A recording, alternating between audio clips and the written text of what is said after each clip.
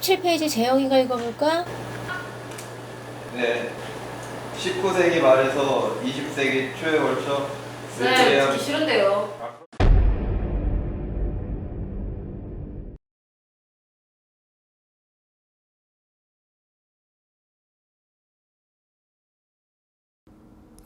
네, 영상을 보시면 피해자가 방관자들의 방관 때문에 굉장히 무기력증에 빠져서 아무런 어떤 행동을 하지 못하고 무기력하게 있는 모습을 볼 수가 있는데요. 근데 실제 학교 현장에서의 사례를 보면 이 피해자분들이 어떤 법적인 제도적인 해결책으로 접근해 가시기보다는 스스로 자력구제적인 차원에서 행동을 하는 경우들을 가끔 볼 수가 있습니다. 예를 들어서 인터넷에 피해 사실에 대해서 실명을 적시하면서 적나라하게 이렇게 쓰거나 아니면 피해자가 가해자를 직접 찾아가서 유형력을 행사하면서 보복을 하거나 이런 행동들을 하는 것을 많이 볼 수가 있는데요. 근데 이러한 행동들 또한 법적으로 금지된 행동이다 보니까 이 사안이 전개가 되다 보면 피해자가 역으로 가해자가 되는 상황이 펼쳐지면서 피해자분들이 처음 분명 피해를 당한 일임에도 불구하고 법적인 그런 절차 차원에서의 피해를 보게 되는 이런 사례들을 많이 볼 수가 있습니다. 우리의 법과 우리의 제도는 학교폭력 문제에 있어서 충분히 대응하고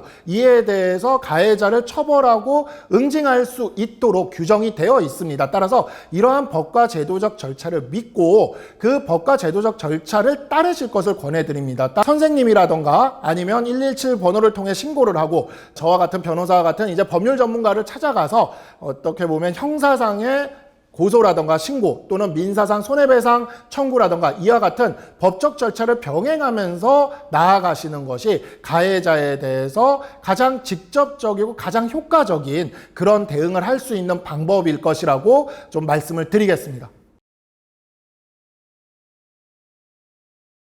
한 학생을 상대로 해서 노골적으로 싫은 기색을 한다거나 나쁜 표현들을 하잖아요.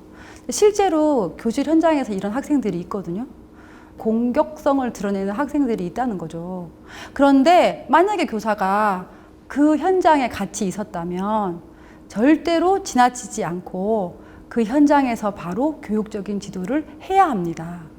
만약에 교사가 어떤 이유로 교육적인 지도를 하지 않고 무시한다면 이것은 암묵적으로는 그 가해 학생들의 행동을 정당화시켜주는 꼴이 되는 거죠.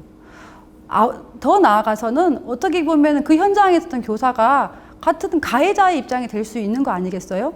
네, 그래서 그런 현장에 만약에 교사가 있다면 명확하게 그 행동이 잘못됐다는 것을 알려줄 필요가 있다는 거죠. 왜냐하면 그것은 또한 한 학생을 내가 이 교사로서 어떻게 지도하느냐가 이 학생의 미래를 결정할 수 있다는 사명감을 가지고 지도를 해야 한다고 생각합니다.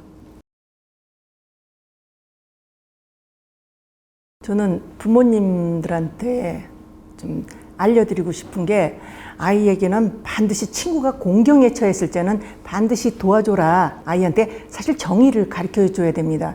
그런데 아이들은 아직까지 좀 서투르기 때문에 잘못 개입했다가 우리 아이가 다칠 수 있는 부분이거든요. 그렇기 때문에 아이한테 한 가지를 더 가르쳐 주셔야 돼요.